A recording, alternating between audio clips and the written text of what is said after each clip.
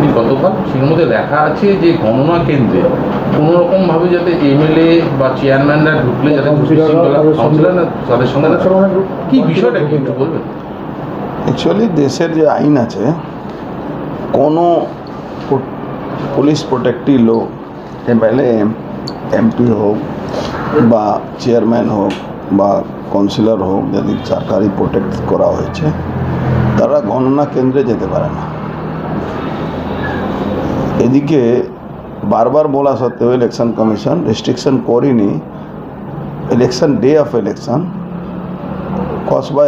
কসবা বাড়ি এমএলএ বারেকপুর ঘুরে বেড়াচ্ছে, এরকম বহু জায়গা রেস্ট্রিকশন করেনি। কিন্তু যে কাউন্টিং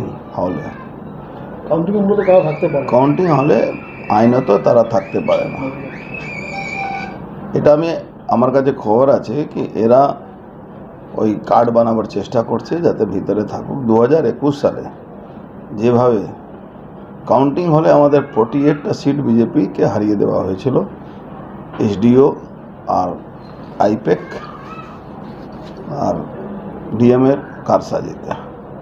কোথাও কোথাও আপনারা নিশ্চয়ই দেখেছেন পঞ্চায়েত ভোটে বিডিও বিএলআরও আপনার এজেন্টকে বের করে বিডিওরা ফলস সার্টিফিকেট ইস্যু করেছে। এই জন্যে আমি বলছি।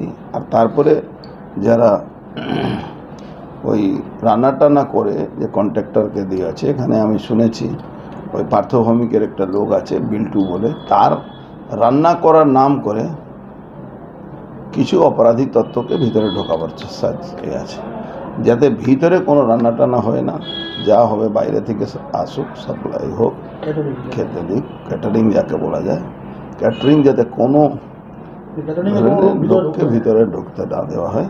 প্যারামিলিটারিকে দিয়ে সমস্ত ভিতর মানে গেট থেকে, মেন গেট থেকে ভিতর অবধি পুরো কন্ট্রোল প্যারামিলিটারিকে দেওয়া উচিত। কেন এরা এখানকার তো পুলিশই তৃণমূলের এজেন্ট আছে, পুলিশকে দিয়ে এরা মানে পুলিশ জেনে শুনে এদেরকে ভিতরে ঢুকিয়ে দেয়। এটার উপরে একদম স্ট্রিক্টলি দেখা উচিত। আমি observer election commission of India সবাইকে চিঠি দিয়েছি। আমাদের বিটার অনুভব আছে কি কাউন্টিং হলে ব্যাপকভাবে কারচুপি করার একটা চক্রান্ত চলছে with the help of IPAC and DM, returning officer আর এসডিও।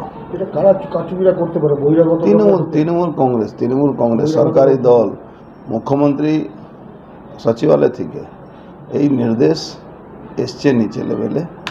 এটা আমার কাছে তথ্য ফাঁস হয়েছে, সেই জন্য আমি কালকে ইলেকশন কমিশনকে চিঠিটা দিয়েছি। সেম জিনিস পড়ে নেবেন কি লিখেছে। না, আশঙ্কার তো থাকবেই, তার জন্যই তো আমি লিখেছি, তার জন্যই তো আমি প্রিকশন নেওয়ার জন্য এটা বলেছি। কেন্দ্রীয় বাহিনী তো নিরাপত্তা ছিলেন প্রচুর সংখ্যক। কেন্দ্রীয় বাহিনী যেখানে কাউন্টিং হয় সেখানে থাকে, গেটটাও কেন্দ্রীয় বাহিনী যাতে কন্ট্রোল করে এর ব্যাপারে বেশি জরুরি। প্রবেশদ্বার যেখানে মেন গেটে যাতে কন্ট্রোলটা প্যারামিলিটারি হাতে চলে যাক, ওই সার্চিং থেকে নিয়ে সমস্ত প্যারামিলিটারি যাতে করুক। যারা ভিতরে ঢুকে তাদের সার্চিং করা দরকার, তো সার্চ করে যারা ঢুকে তাদের কাছে যাতে প্যারামিলিটারি হাতে সার্চিং কাজটা থাকে। দাদা, টুইটের পর কোনো আশা করছেন যে ফিডব্যাক আপনি পাবেন বা কিছু? দেখুন, ইলেকশন কমিশন যদি পিসফুল করাতে চায় করাবে, না করাতে থাকলে ব্যারেকপুরে মানুষ আমরা তো পিছনে যাব না। কোথায় কি হবে আমি জানি না, কিন্তু ব্যারেকপুর আমরা সঠিক জবাব দেওয়ার জন্য প্রিপেয়ার আছি। নন্দীগ্রামে আবার বিজেপির সমর্থক খুন হয়েছে এবং সেখানে অবরোধ হয়েছে, তার ছেলে গুরুতর আশঙ্কাজনক অবস্থায় কলকাতা স্থানান্তরিত করা হয়েছে। অনেক বিজেপি কর্মী মরিচাতে কালকে হয়েছে। তৃণমূল কংগ্রেস এখন ক্রিমিনালদের পার্টি হয়ে গেছে। তৃণমূল কংগ্রেসের কোনো ভদ্রলোক দল করে না। তৃণমূল কংগ্রেস মমতা ব্যানার্জি যে গণ আন্দোলনের ফল ছিলেন, সেখান থেকে উনি পিছিয়ে গেছেন। এখন মমতা ব্যানার্জি নিজেই নিজের ভাইপোর কাছে স্যারেন্ডার হয়ে গেছে। ভাইপো যে কোনো প্রকারে ক্ষমতায় থাকতে চাইছে, কিন্তু কিন্তু যেটা বাংলার মানুষ চাইছে কি ইমিডিয়েট এই সরকার বরখাস্ত হোক, ইমিডিয়েট এই সরকার অপরাধীদের হাত থেকে মুক্তি করার জন্য কেন্দ্র সরকার পদক্ষেপ নিক, নাহলে বাংলা মানুষ আর বাঁচতে পারবে না। এই জায়গাতে নিজেকে ঠিক রাখার জন্য প্রত্যেকটা মানুষকে সচেতন হয়ে তৃণমূলের বিরুদ্ধে যে লড়াই, নন্দীগ্রামে একজন মা একজন মেয়েকে হত্যা হয়েছে, সব জায়গায় এরকম করবে এরা। এরা জোর করে, তৃণমূল জোর করে শাসনে থাকতে চাইছে। এর জন্যে একটা ঘন অভ্যুত্থান হওয়া দরকার আছে। গণ অভ্যুত্থান এটা না হলে কিন্তু মানুষ বাঁচতে পারবে না। যেরকম নদিয়া সন্দেশখালিতে যেভাবে গণ অভ্যুত্থান হয়েছে, সেম জিনিস সারা বাংলায় করা উচিত। যেটা ঠিক কি সিপিএম যাওয়ার সময় যেই অবস্থা হয়েছিল তৃণমূলের সেই অবস্থা? সেম পজিশন, সেম অবস্থা। তৃণমূল যাচ্ছে, এটা ফাইনাল, এটা আপনি নিশ্চিন্ত থাকতে পারেন। বিচার করে যারা গুন্ডাগর্দি করেছিল তাদের ধরে পুলিশকে মারছে, রাস্তা অবরোধ করেছিল তাদেরই পুলিশ আর কি মারছে, লাঠিচার্জ করছে, কিন্তু যারা করেছে তাদের ধরছে না।